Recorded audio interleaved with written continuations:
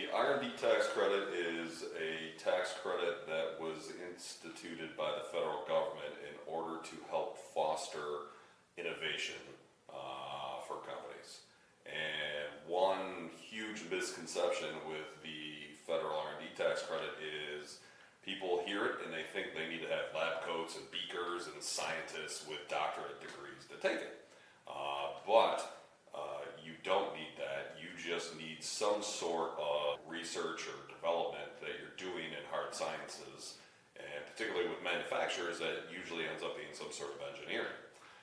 And you don't need an R&D shop. You don't need an R&D room. 95% of manufacturers out there are doing some sort of R&D. So it's just a question of, if you are doing R&D,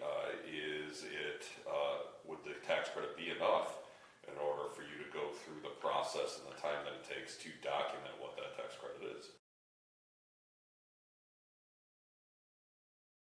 So for manufacturers and all entities looking to take our federal R&D tax credit, 80 to 90% of the credit is based and driven by wages that you pay to people that are doing R&D on your staff. Many times with manufacturers, it's engineering. They are trying to figure out how they can make a product better, faster, lighter, with less metal attached to it or resources. And they don't know whether they can do it. So there's got to be some sort of technical uncertainty, either engineering, strength, can you make it lighter, better, faster?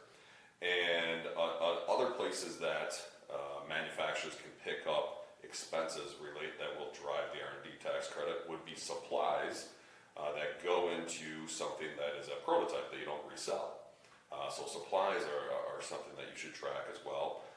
If you go through plant expansion, or you try and redo your manufacturing process and you're testing different setups and floor setups of machinery to try and make your process faster and better, you don't know whether you're going to be able to do it. There's uncertainty there. That would also qualify. So there's many different ways that manufacturers can drive the R&D tax credit and take advantage of this and reduce their overall tax liability.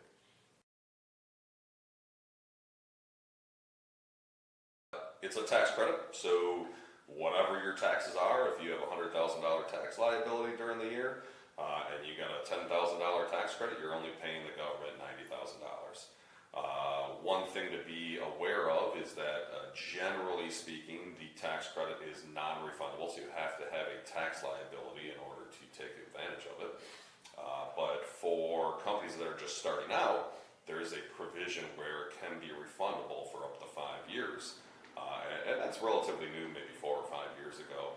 And another thing that happened 5, 6, 7 years ago was that there is no longer a issue with taking the federal R&D tax credit and paying alternative minimum tax. So 10 years ago, a lot of manufacturers didn't do the federal R&D tax credit because they would have computed the credit and then not gotten any benefit for it. So there was no reason to go through the process. Well, that's changed, and maybe somebody asked the question 10 years ago, but now they're missing out on it because the rules have changed.